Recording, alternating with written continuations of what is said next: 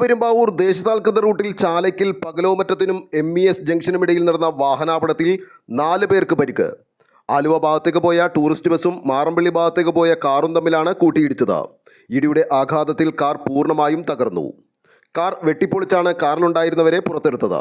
ഉത്സവമായ 2025 ഒന്നാം ദിവസം രാത്രി 9:30-ക്ക് എൻ്റെ വീടിൻ്റെ മുൻവശത്താണ് ഈ അപകടം സംഭവിച്ചത്.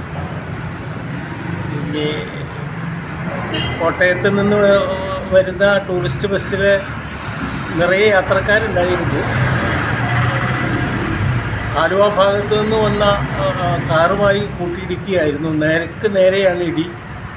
അടുത്ത കാലത്തായി ഈ റോഡിൻ്റെ ശോചനീയാവസ്ഥയൊക്കെ മാറി വളരെ നന്നായ നിലയ്ക്ക് അതിവേഗത്തിൽ നിരവധി വാഹനങ്ങളാണ് ഈ റോഡ് നിറയെ എപ്പോഴും ഉള്ളത്.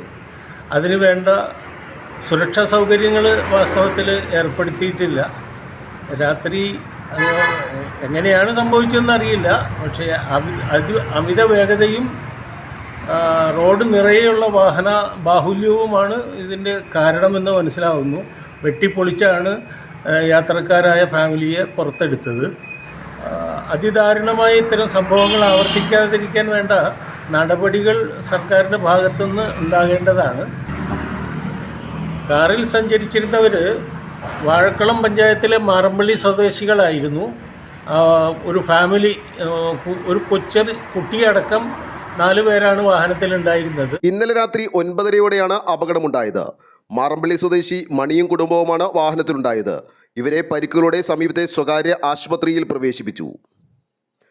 മണിയെ ആശുപത്രിയിൽ കാണിച്ച് തിരിച്ചു വരുന്ന വഴിയാണ് അപകടമുണ്ടായത്. കാർ പൂർണ്ണമായും തകർന്ന നിലയിലാണ്. ആലുവ ലൈവ് ന്യൂസിനു വേണ്ടി സിദ്ദീഖ് കാരക്കാടനൊപ്പം സനൂപ് കളമശ്ശേരി.